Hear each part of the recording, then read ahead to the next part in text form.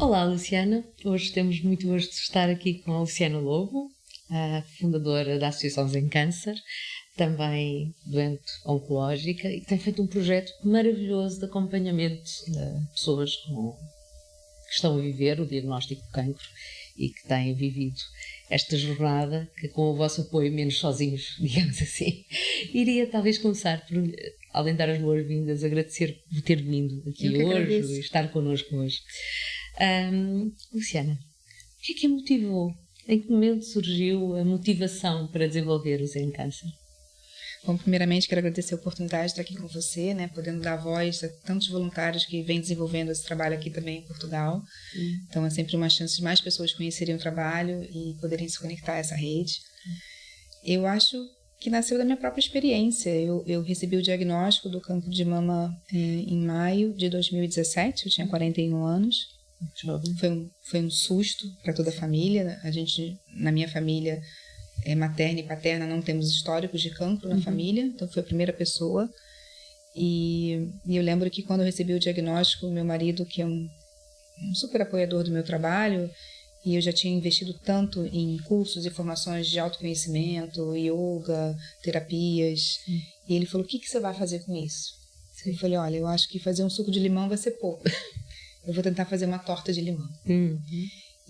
Mas primeiro eu precisava entender como é que tudo aquilo ia acontecer comigo no meu corpo. Eu precisava entender cada passo, cada etapa. Que já estava associada, já era professora de yoga, já estava associada a muitas destas técnicas. Exatamente.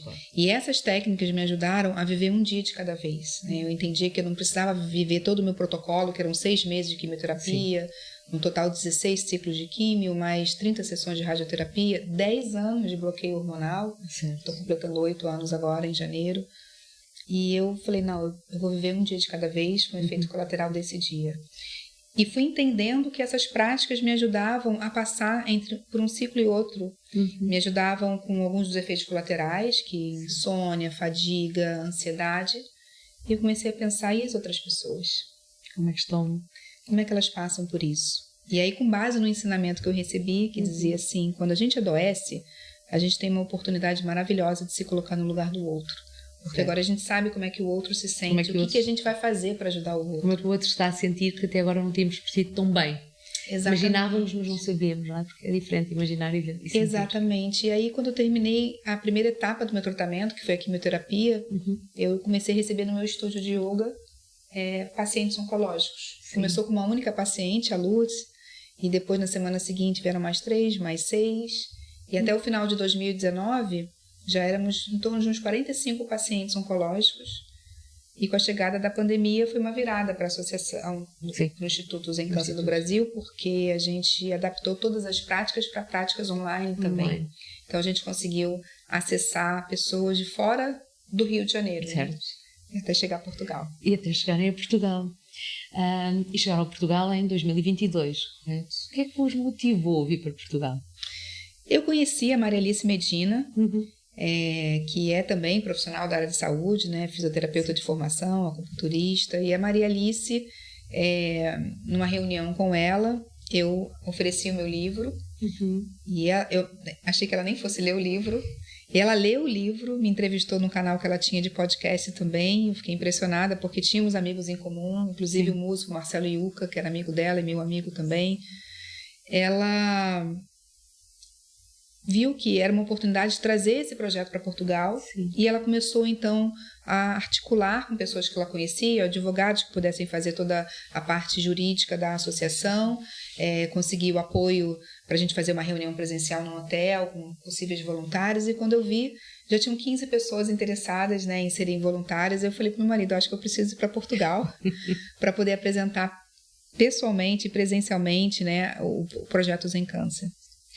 Hoje, o Zen Câncer, como é que ele está a atuar, quer no Brasil, quer em Portugal? Que tipo de atividades é que tem? Porque eu vi que tem uma agenda muito cheia, com muitas atividades, com muita disponibilidade para os vossos associados, as pessoas que estão convosco, para os doentes que são acompanhados junto convosco.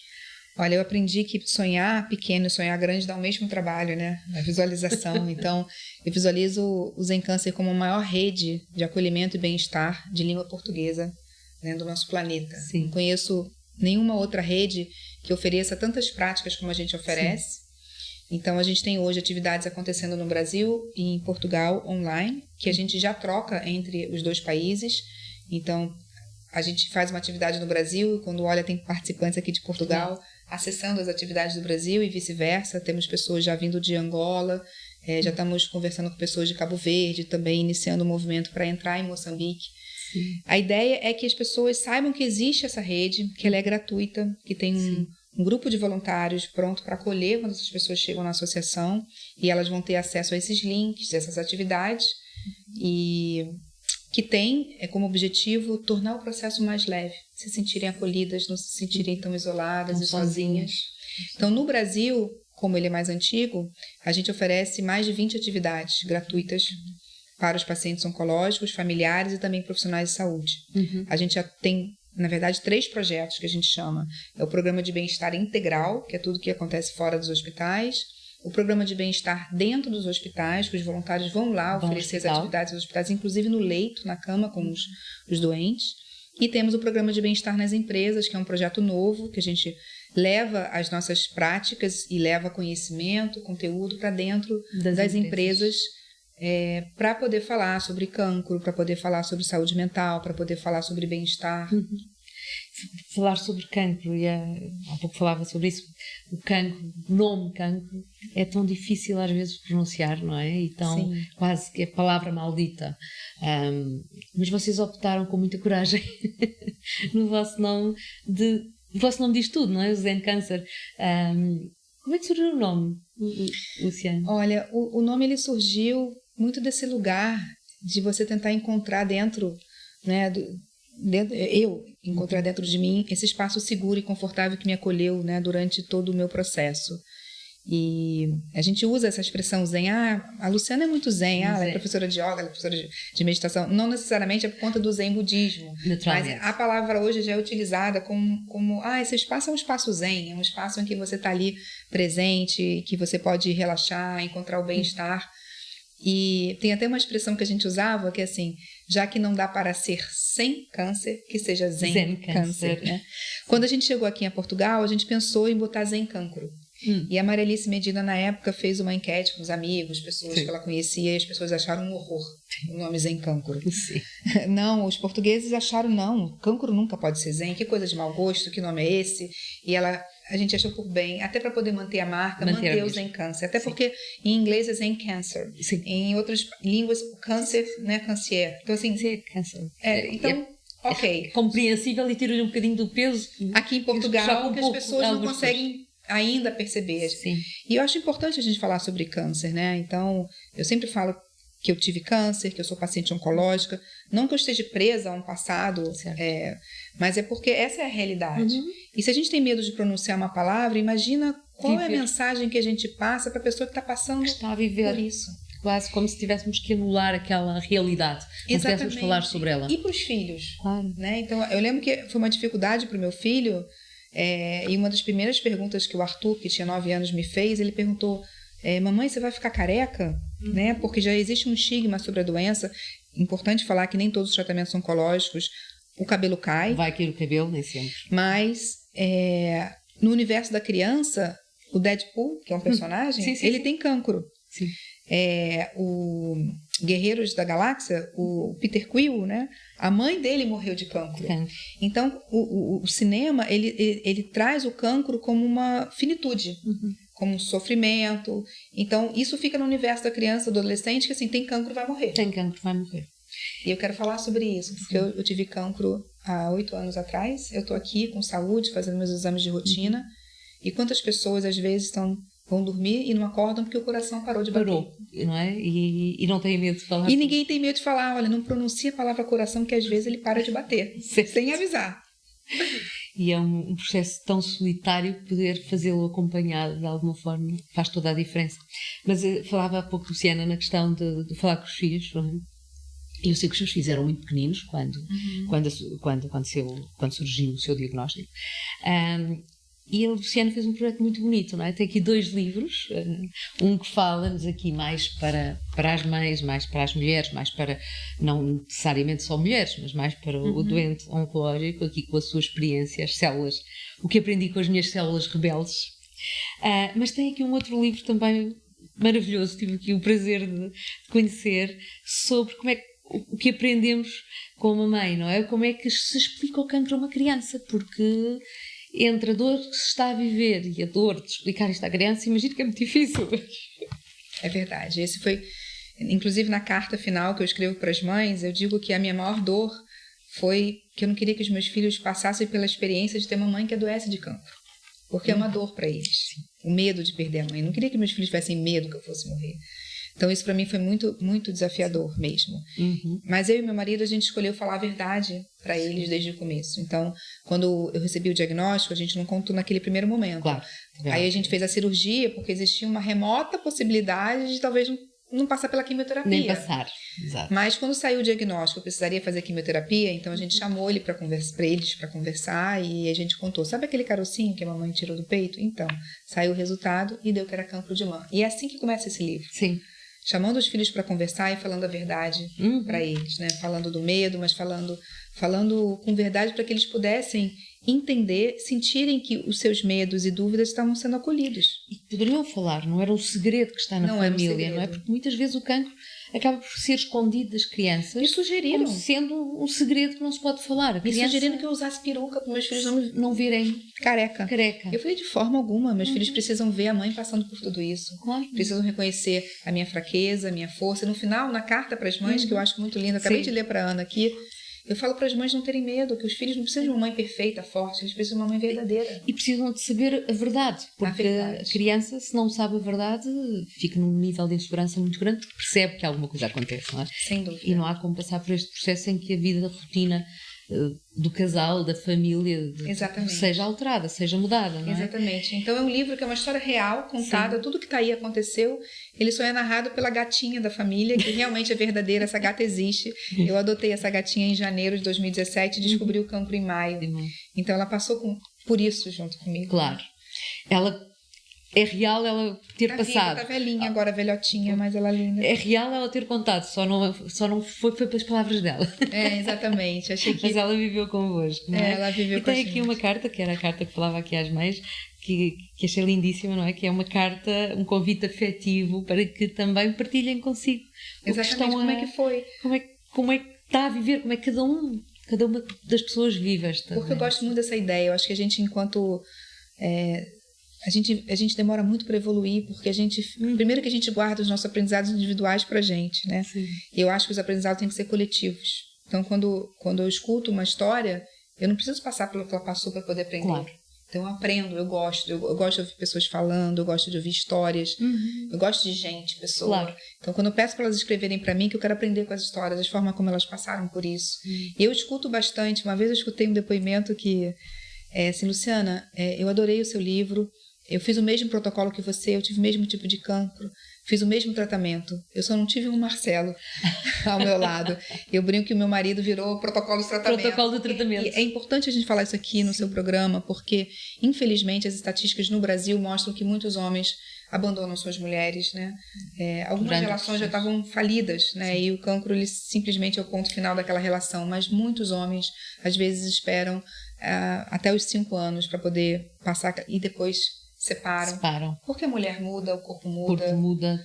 Há um envelhecimento precoce do corpo feminino, né? Eu, imagina, 41 anos, não precisei fazer mastectomia, mas tirei um quadrante da mama. A quimioterapia em si intoxica muito o corpo, há um envelhecimento desse corpo. E depois o bloqueio hormonal que eu faço, né? Eu sou bloqueada hormonalmente no hormônio estrogênio. Sim. Imagina, eu tenho menos estrogênio no meu corpo que uma senhora de 80 anos. Então, até o meu corpo se ajustar a isso, eu levantava com dificuldade, dores articulares, e o libido é uma coisa que não existe. Você precisa reinventar essa intimidade com esse marido. E o marido precisa ser muito compreensivo e também encontrar formas da gente redescobrir essa intimidade. Fazer parte do processo, envolver-se no processo e viver o processo, viverem em conjunto, não é? E eu coloquei, ao ler meu livro, uma passagem dessa intimidade que nós tivemos. Esse programa é só para adultos, né? Isso é para adultos. que eu lembro que eu estava muito, muito inchada, com muitos e muitos corticóides, eu olhava no espelho e não me reconhecia, né? A perda da identidade é muito desafiador. Sim. Porque no começo eu fiquei linda, parecia uma monja budista, cabeça raspada, mas depois, com excesso de corticóide, eu fui ficando muito inchada. E um dia meu marido perguntou assim na cama, o que é? O que você está sentindo? O que se passa? E eu falei, ai, eu não estou bem. A sensação que eu tenho é que eu queria sair de dentro desse corpo inflamado. Eu queria pegar um estilete, né, uma faquinha, cortar de cima e embaixo, abrir e sair de dentro desse casulo, um corpo mais leve, renascer. E ele olhou para mim e falou assim, meu amor, você só pensa em sair desse casulo e eu só penso em entrar nele e você não deixa, né? E essa história foi real, né? Sim. E eu comecei a rir e entendi que ele me olhava para além desse corpo inflamado. Eu via para Ele me via quando eu não conseguia me ver. Ele me trazia de volta, né? Então, isso é importante falar sobre isso, porque muitas mulheres tiveram dificuldade, mas mesmo durante a quimioterapia, eu tive relações sexuais com meu marido quando eu me sentia disposta a isso. Era uma forma de conexão, uma forma de amor. E é um amor tão profundo que não era pelo corpo. Meu corpo estava nada atrativo, né? Eu não estava me sentindo bonita, bela, nem nada, mas eu estava me sentindo conectada num nível que eu nunca tinha experimentado. E a sensação que eu tenho é que nunca deixou de se sentir amada, não é? Nunca. Isso não tem a ver com o corpo, não tem a ver com a imagem, tem a ver com a relação que existe e que é trabalhada entre os dois. E quando, independentemente do tipo de cancro, das provações, quando o casal vai reconstruindo a intimidade ao longo das provações que vai tendo, independentemente se é doença ou não. Isso é uma benção que eu tenho nessa vida mesmo, né? A gente está 27 anos juntos e realmente foi muito especial poder ter um companheiro, um amigo ao meu lado nesse processo, nessa jornada. Né? O Marcelo, ele é um grande apoiador também do Instituto. Não só apoiador, mas doador financeiramente dos projetos, de tudo que a gente desenvolve. Ele realmente acredita, se envolve e é uma bênção. O Instituto vive todo o projeto do Instituto, a associação, está assente em base de doações, de voluntariado, sem fins lucrativos. Exatamente. E a minha família ainda é a maior doadora do Instituto e a gente chegou num ponto da associação que agora a gente não consegue mais crescer, né? A gente está no limite da mão de obra dos voluntários. Então, esse ano aqui em Portugal, a gente já começou a abrir os olhos, né, para ver forma de captação de recursos, de doações, porque não precisam ser doações altíssimas, são doações constantes que possam ajudar a gente a manter uma recorrência de um valor que nos ajuda a pagar os telemóveis, que nos ajuda a pagar pessoas que são chaves para a organização funcionar administrativamente, né? Claro, há questões que uma associação sem fins lucrativos, há questões que têm que ser cumpridas naturalmente, não é? E por isso há compromissos financeiros que têm que ser garantidos. Exatamente. Mas eu voltava aqui aos livros e a Luciana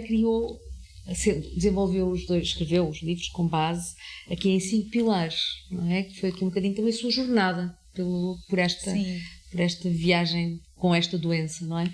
Fala-nos aqui um bocadinho dos 5 pilares, destes 5 âncoras que foram... Eu acho que quando a gente recebe o diagnóstico do câncer, a gente se vê no meio de uma tempestade, né? E como é que você faz para encontrar estabilidade, segurança durante tudo isso? E eu acho que... é importante falar que o conceito dessas 5 âncoras, desses 5 pilares, nasceu de uma pergunta que me foi feita. Como é que você passou por tudo isso? Mas como é que você... E aí eu parei para refletir quais foram os pontos que me ajudaram nessa jornada.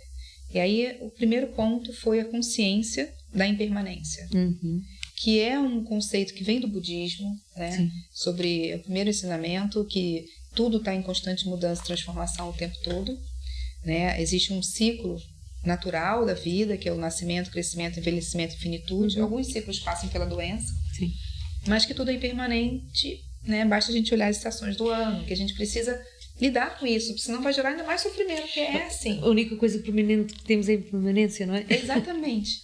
E então essa consciência, né, que eu acordei naquele dia que eu fui fazer o exame saudável, pronta para ir para a academia e saí de lá como paciente oncológico, marcando uma cirurgia para fazer.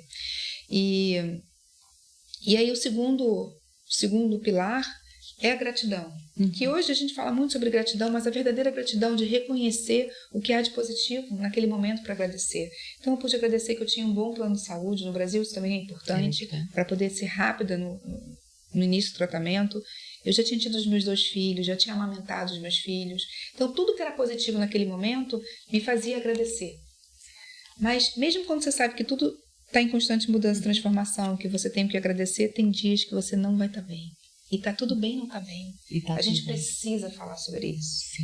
E através do autoconhecimento eu sabia que eu não era uma pessoa que sofria de depressão.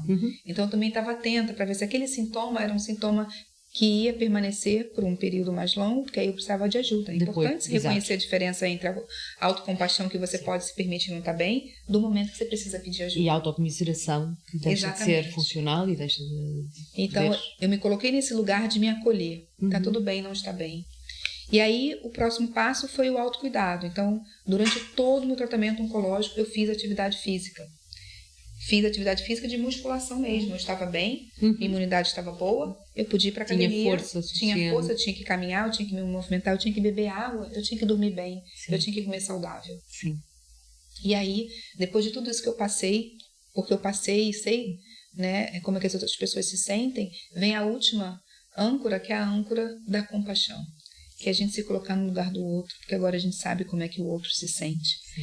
E eu acho isso muito bonito, que eu vejo isso às vezes refletido nos participantes da Zen Câncer, né? Então, algumas participantes que chegaram pra gente, principalmente no Brasil, que a gente já tem mais tempo, que hoje são voluntárias. Porque reconheceram o benefício que receberam e estão podendo passar por todas as âncoras e agora está praticando a âncora da compaixão também. O que faz toda a diferença enquanto organização. Faz toda a diferença também para quem chega, para as pessoas que chegam também serem acolhidas por alguém que sabe como é que também sabe, novamente, não é? Não imagina, sabe. Exatamente. Então aí esse lugar da compaixão que foi talvez o que também depois a seguir atrás para este projeto maravilhoso. E é por isso que a gente precisa falar sobre câncer, né? Sobre cancro, porque muitas pessoas passaram por isso e não falam para ninguém. Recentemente eu tive contato com uma professora universitária que eu encontrei com ela no avião, voltando de São Paulo, e falando que estava no congresso, todos juntos contra o câncer. E aí comecei a falar sobre o câncer e daqui a pouco ela me revelou que ela estava em tratamento, mas que ninguém sabia. E ela não compartilhava isso com ninguém. E eu acho que a gente precisa compartilhar e falar sempre que possível, se sentir um lugar de segurança para fazer isso, porque a gente pode inspirar outras pessoas. Olha, ela teve o cancro e está tão bem. Imagina se eu escondesse isso do mundo. Eu poderia ter ficado escondida dentro da minha casa. Quantas pessoas deixava de influenciar, não é? Mas também o quão solitário depois é viver este processo sozinha, sem ninguém a quem recorrer também, porque a própria família naquele momento não sabe o que dizer. Apoia, não sabe o que dizer. A minha família, várias pessoas próximas a mim não sabiam o que dizer para o meu marido. Sim. Né? Então, a gente precisa falar com mais naturalidade sobre isso, porque a doença faz parte da vida humana. Né? Então a gente precisa falar sobre isso e estatisticamente, né, os números têm crescido. Os números são muito então não altos. adianta a gente esconder isso, varrer isso para debaixo do tapete. E surgem de qualquer idade, temos muitas crianças a viver estas situações, esta doença. As próprias mães não sabem muito bem também como falar com a criança, não é só contar à criança do seu próprio cancro, mas é também quando é a criança que está doente, como é que se conta, como é que se fala, e também vocês também têm projetos nesse sentido, não é? Sim, temos projetos em parceria com o INCA Voluntário, que é a instituição dentro do Instituto Nacional do Câncer, né, no Rio de Janeiro, onde a gente leva a atividade de relaxamento e bem-estar para as mães e para as crianças. E é um trabalho que me emociona muito, porque nós mulheres, né, que estamos lá sempre, quando você vai nos hospitais, quem está lá? Seja o paciente homem ou mulher, são as mulheres como cuidadoras. As crianças são as mulheres como cuidadoras. A grande maioria dos enfermeiros são mulheres. Nós nascemos naturalmente com esse dom do cuidar. O lugar do cuidador, não é? O lugar do cuidador. E a gente precisa cuidar de quem cuida. Então essas mães muitas vezes estão ali, as vidas pararam, deixaram de trabalhar, algumas dos maridos vão embora, porque seguem com suas vidas e ela fica ali no hospital. Às vezes essas mães têm um segundo filho, filha, que está com uma mãe, está com uma tia, porque ela precisa estar no hospital com essa criança. Naquele momento ali. Então esse momento de paz e quietude que a gente traz para elas, assim, ajuda a elas olharem para dentro, para esse espaço interno de segurança e conforto, e depois se redescobrirem quem sou eu a partir dessa experiência, né? No Brasil vocês já estão a trabalhar muito, os Encâncer já estão a trabalhar muito com as famílias, novamente, não é? Além do doente oncológico, com os profissionais de saúde e com o pilar também famílias. Em Portugal, para quando? Então, agora em novembro a gente já vai começar a acolher também os familiares aqui na Associação Sem Câncer em Portugal. A gente começou primeiro... A gente está fazendo o mesmo movimento, né? Porque a gente precisa estruturar a rede. Então, a gente primeiro começou com os pacientes de cancro e agora a gente vai abrir para a família, para a rede de suporte. Para a família, que é a rede de suporte, mas a gente já vem atuando com os profissionais de saúde, fazendo ações dentro dos hospitais, para sensibilizá-los também da importância e dos benefícios dessa prática. Quando a gente passou por um processo de planejamento estratégico no Instituto do Brasil, e a gente foi definir nossa missão, visão e valores, a gente chegou à conclusão que nosso propósito é promover o bem-estar a todas as pessoas tocadas pelo câncer. Então, a gente precisa cuidar dessa rede, porque é uma doença que assusta, ela é uma doença ameaçadora de vida mesmo, potencial ameaçadora de vida, e a rede fica muito fragilizada. Sim. E como é que considera que esta rede vai ter, a vossa rede, não é? Como é que, na prática, que tipo de atividades é que tem? Pode-nos falar aqui um bocadinho do vosso calendário, porque eu sei que é vasto, tem muitas atividades. Então, vamos falar de Portugal. Sim.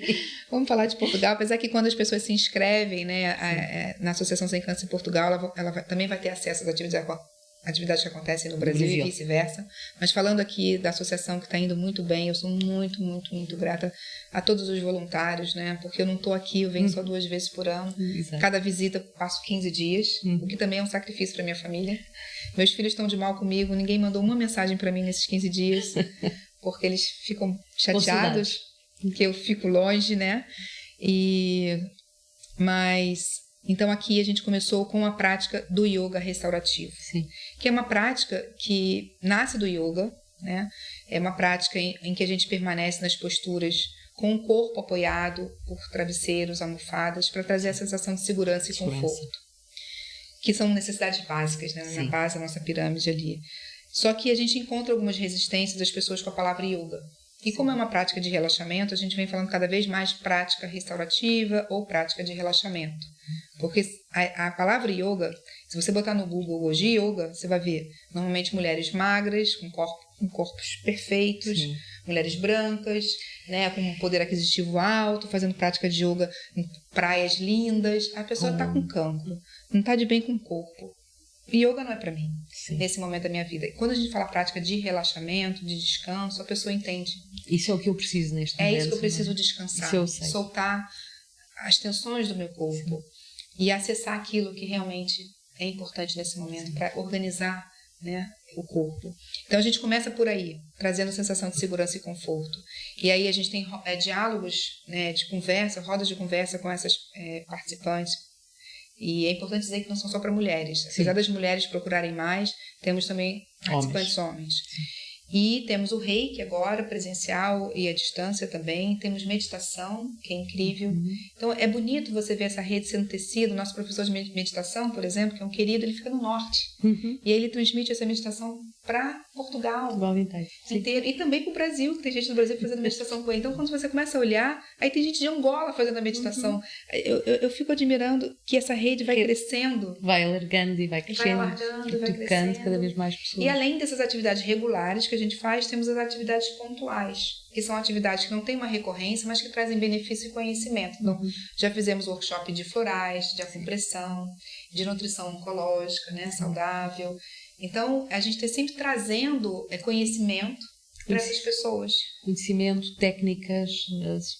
Sempre com muita segurança, viu? Então, nada do que a gente oferece ou traz de conhecimento vai chocar com a medicina tradicional. Com a medicina e com os tratamentos que a pessoa está a fazer.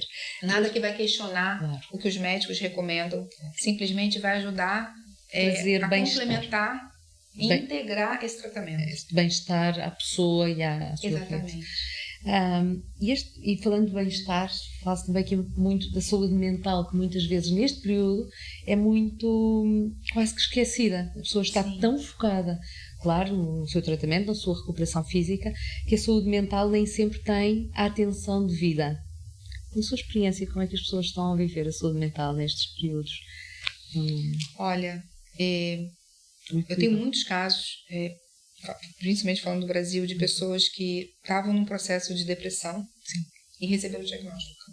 E elas buscaram uma força de transformação a partir do cancro, do diagnóstico. Né? É como se a pessoa, eu quero viver. Sim. Né? Foi um wake-up call, né? Agora... Foi um despertador ali para a vida em alguns momentos. Outras pessoas que estavam bem com suas vidas recebem o diagnóstico e entram num processo de depressão.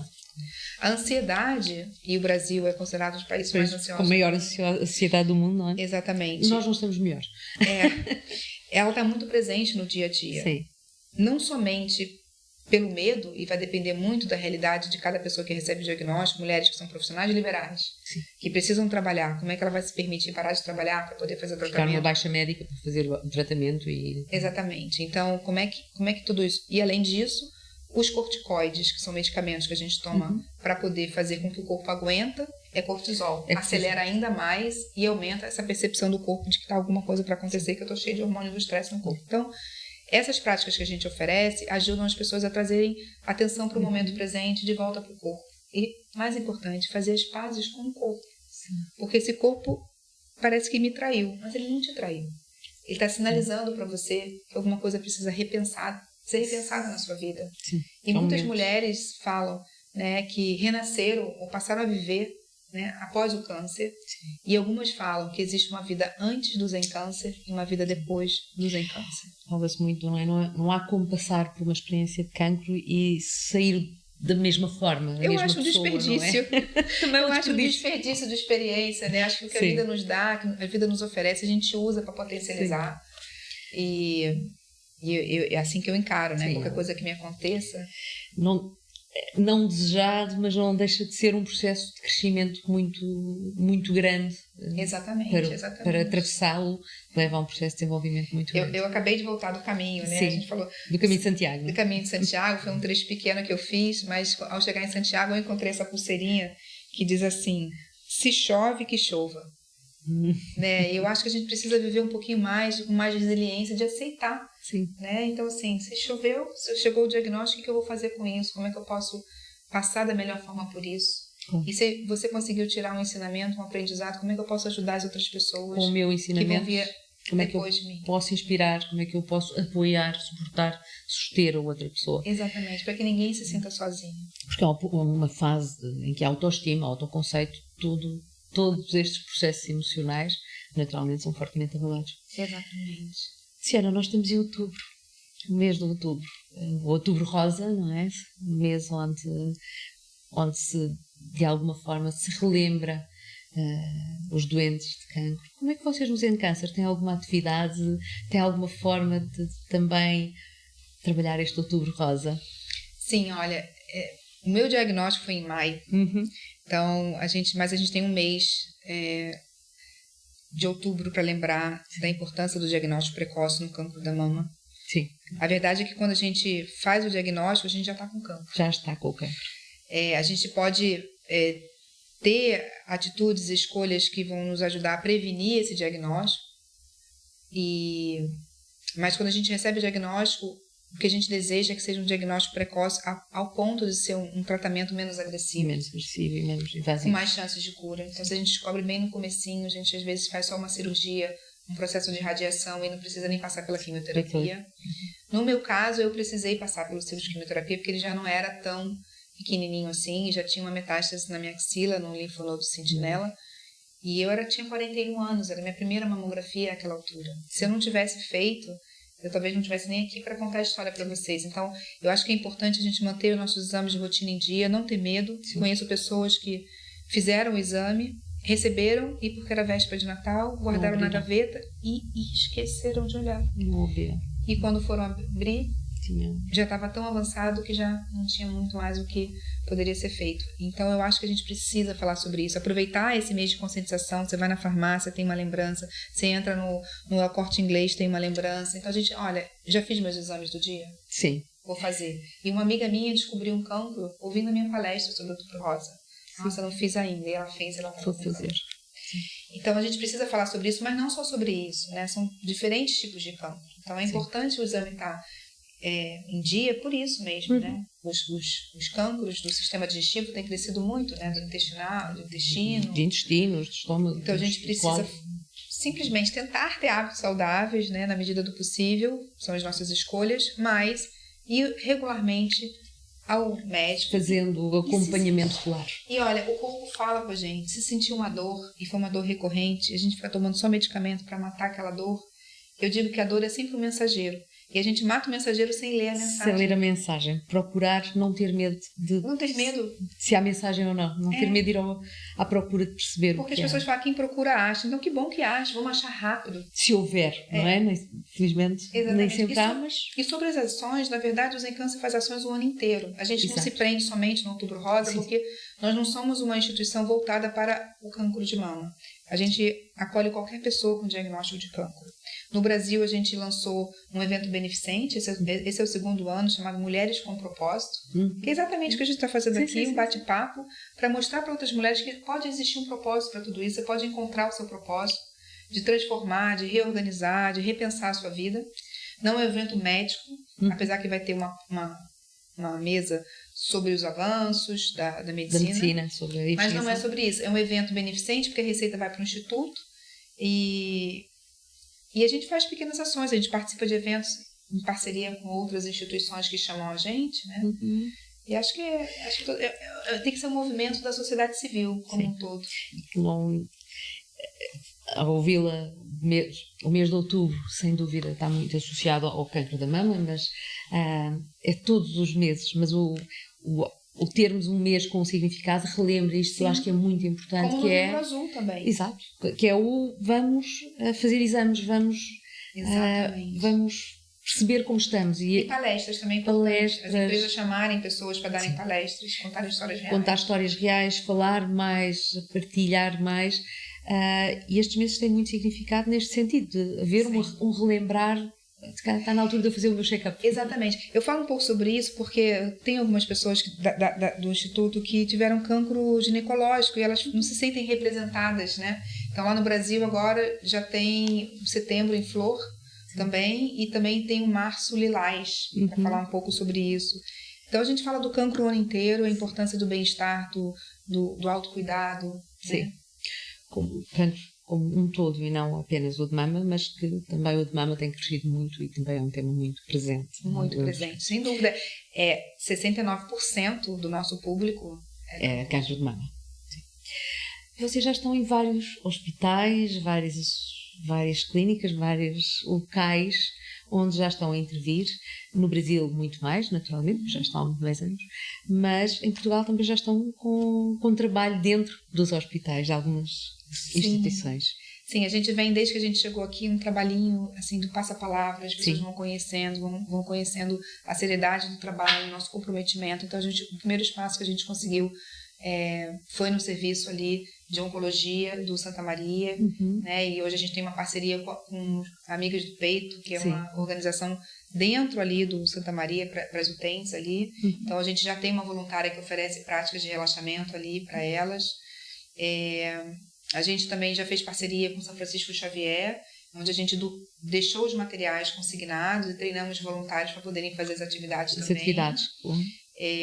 A gente também já fez atividades esporádicas em outros hospitais, como Beatriz Ângelo a gente já foi fazer uma vivência, no Hospital Egas Muniz eu já fui fazer uma vivência também, no Hospital da CUF, no Hospital da Luz, no Hospital Dia de Cascais.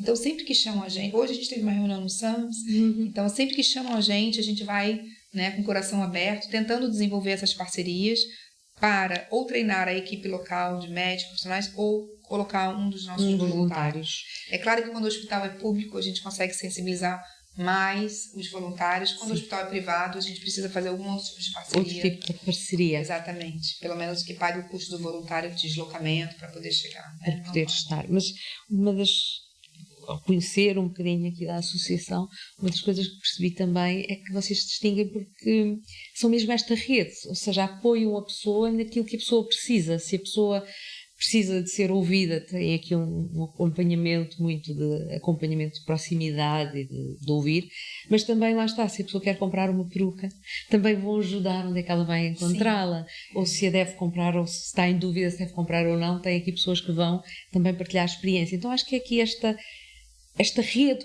o vosso trabalho como rede, não apenas só estão a trabalhar na vossa associação, não, vocês encaminham para outras associações, encaminham para outros locais. Sim. Acho que isso é um fator muito diferenciador. Isso, e no Brasil também a gente trabalha da mesma forma, a gente é parceiro de vários institutos e associações. Aqui em Portugal eu já cheguei com essa mentalidade, né? É um país pequeno. Eu tenho uma imagem, né, que eu coloco o Brasil, onde a gente está atuando, e aí parece Portugal. Portugal cabe dentro do Rio de Janeiro ali, assim, né? Sim. Tanto, aí a mesma logo que eu uso para colocar nos estados brasileiros não cabe nem em Portugal, tem que colocar no Oceano Atlântico ali em cima, porque não dá para colocar a mesma logo em cima. Então eu falo, gente, a gente está num país pequeno que dá para a gente trabalhar em rede.